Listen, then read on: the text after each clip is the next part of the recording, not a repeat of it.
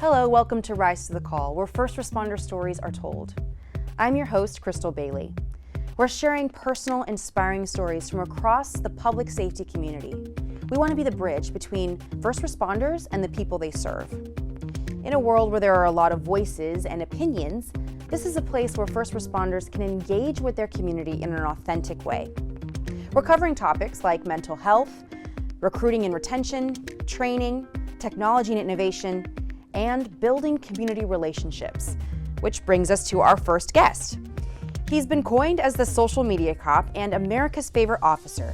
He has over 2 million followers on his Facebook page, and he's known across the country for bringing people together. Take a look at Officer Tommy Norman and the way that he's connected with his community. You telling me that he stole your Pop-Tart? Yeah, he stole my Pop-Tart. Okay, what kind of Pop-Tart was it? A cinnamon. Cinnamon Pop-Tart? Yeah. Okay, where did he take your Pop-Tart from? Community policing is all about getting out of your police car, getting to know people's stories, forming relationships, being people's friends. The more time you spend out of your police car, the bigger difference you're gonna make. I'm Officer Norman, nice to meet you. As a police officer, your badge should have a heartbeat. And when those kids see that heart beating through that badge, they're your friend for life.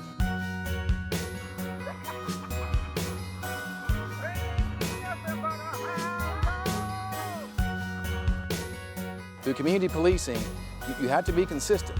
It has to come from the heart. This is for the All-Star crew.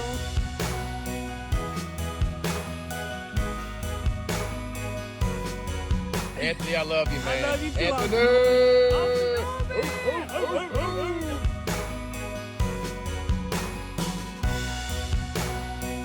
I sleep good at night. When I've spent all day out in the community and I'm finally home and my head hits that pillow, I'm at peace.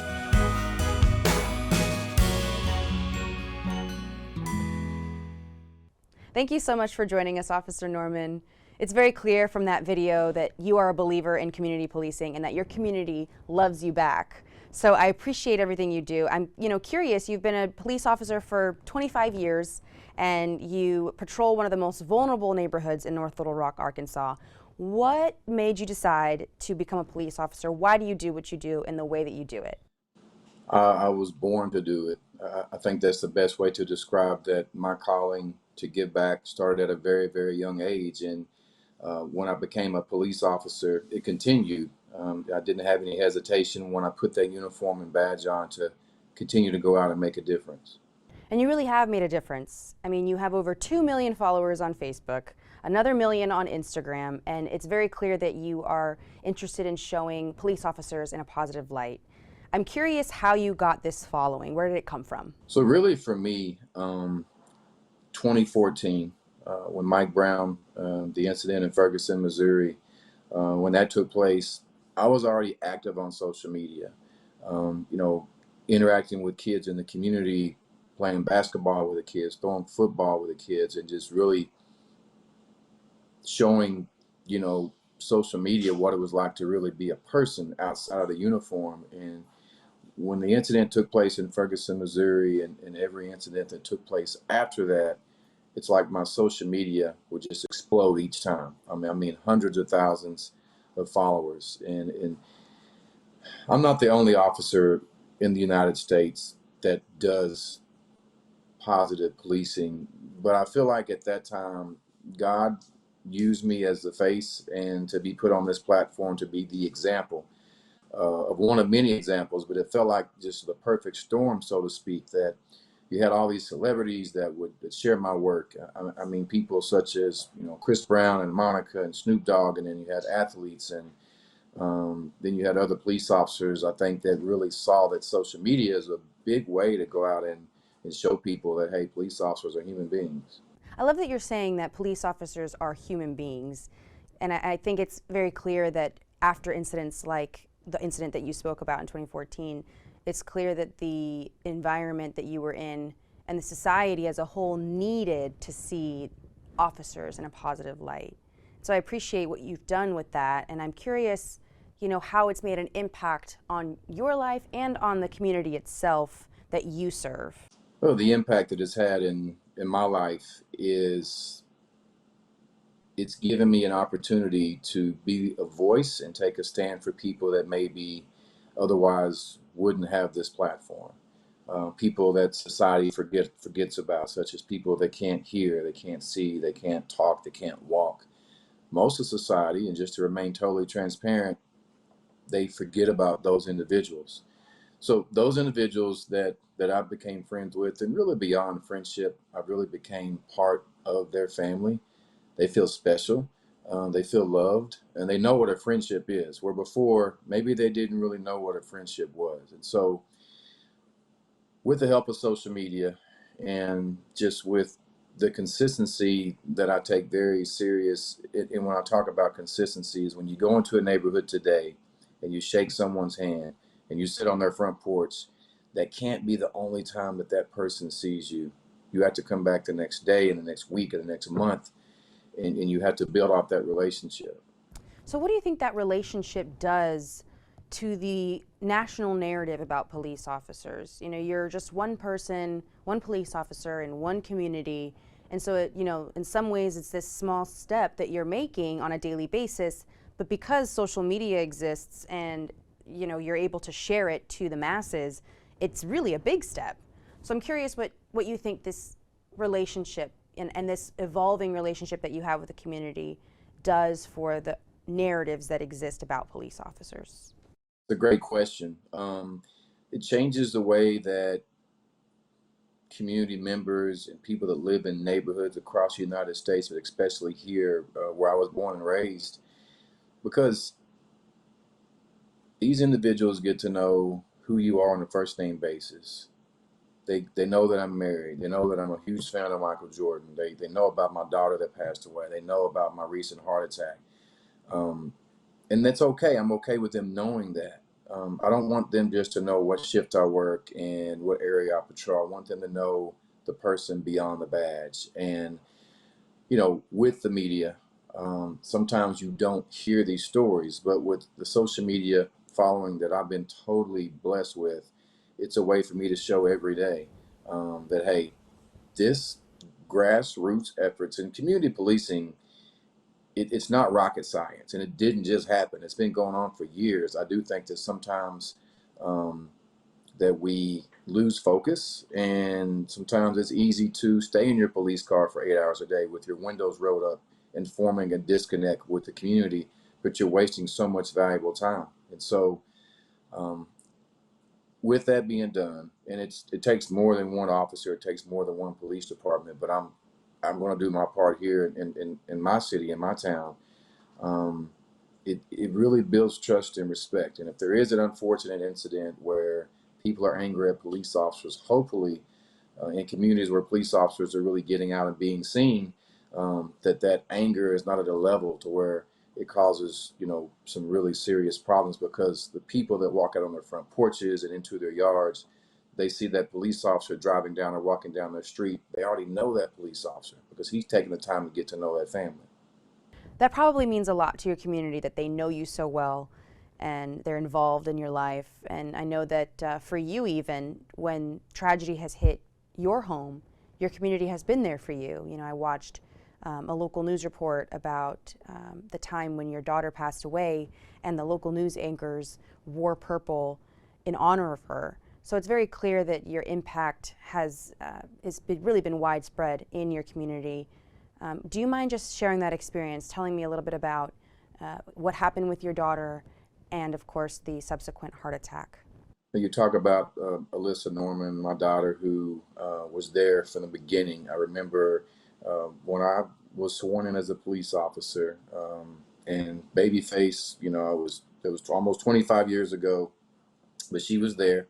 She was so proud of her dad. She was there when my mom pinned my badge on me, and so she followed my career.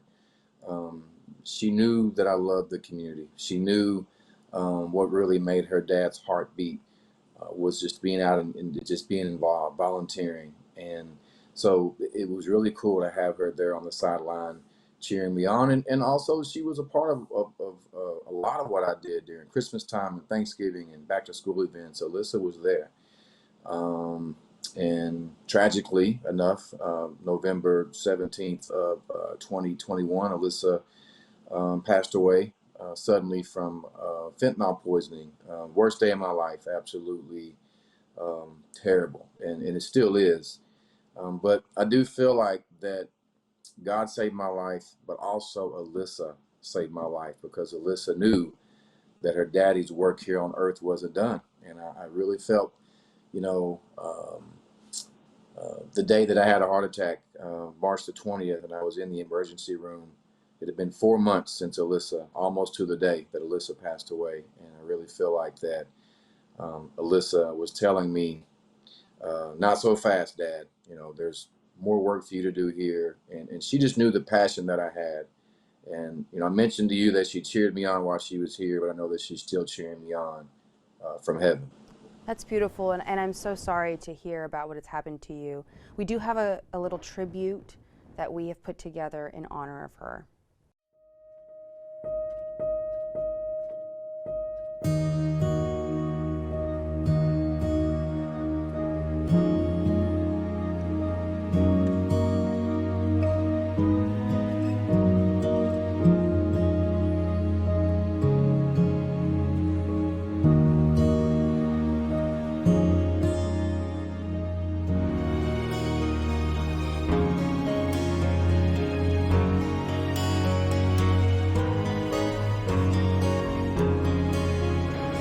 Cardiac rehab visit number 31.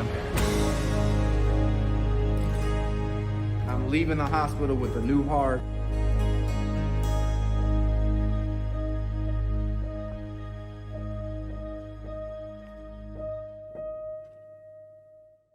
I cannot imagine losing someone so close to you and then 4 months later almost losing your life to a heart attack.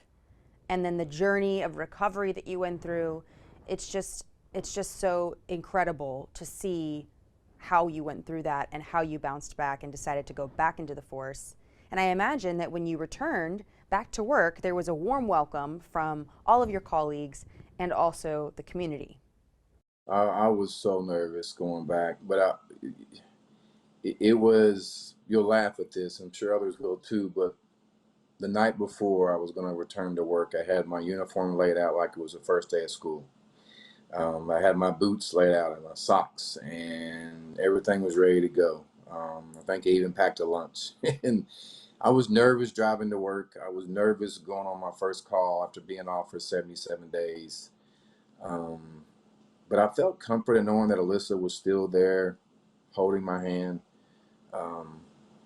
You know, after doing something for so long and just your life changing, you know, with a snap of a finger, I felt a renewed sense of life, a renewed sense of, you know, Alyssa had always told me, Dad, you need to take a break. I was just really wearing myself out. I would go to work and I would get off and I would go back out in the community that I just spent 8 hours in. And Alyssa would always tell me, Dad, the community can do without you for a few days. They'll understand. But when it comes to giving and being out there, I just feel like, you know, tomorrow's not promised. I need to get out today and still interact with the community, which is also my family. And so I got the rest that I needed for so many years, but not the way that I wanted to get that rest, by having a heart attack. But going back was beautiful. I mean, people that would see me on calls, see me on traffic stops. I mean, people literally honking their horns, welcome back, Officer Norman. The love that this community has shown me and my family is something, you know, that I'll never forget. It's really awesome to see the community relationship that you have with the people that you serve in North Little Rock. And, you know, you're interacting with some kids that maybe wouldn't ordinarily get a chance to get to know a police officer or have interest in a job like that. So I'm kind of curious, you know, you're obviously an inspiration to any and all law enforcement officers. You've used your social media to encourage other officers to do the same thing you've done and replicate some of your community policing methods. And so I'm curious what you would say to a child or a little kid who might be interested in becoming a police officer. Being a police officer, you can literally change your neighborhood. You can captivate people. And tomorrow's not promised. So go out and give today. And it's not that the world and these communities want us, it's that the world and these communities, they need us. When they need people that care for them, they need people that are going to get out and love on them and protect them and just hold their interests very close to their heart. And I love what I do. Even when I retire and hang up my uniform, I'm going to continue to give. The last breath that I take on this earth, I want it to be giving in some way. So thank you so much for having me. It's a huge honor to be on here, to be able to share my story. It means a lot. Thank you so much, Officer Norman. I mean, you have clearly hit the nail on the head when it comes to community policing. So I appreciate your time, and I value what you're doing so much. So thanks so much again. Thank you. Officer Tommy Norman clearly embodies community policing, but it's not just about followers for him. It's about telling human stories, earning the trust of the people he serves. Now, as a former TV reporter and a public information officer for a major city fire department, I think this is what takes you from being a regular street patroller to being the bridge between your local community and your agency. I hope Officer Tommy Norman inspires you to rise to the call.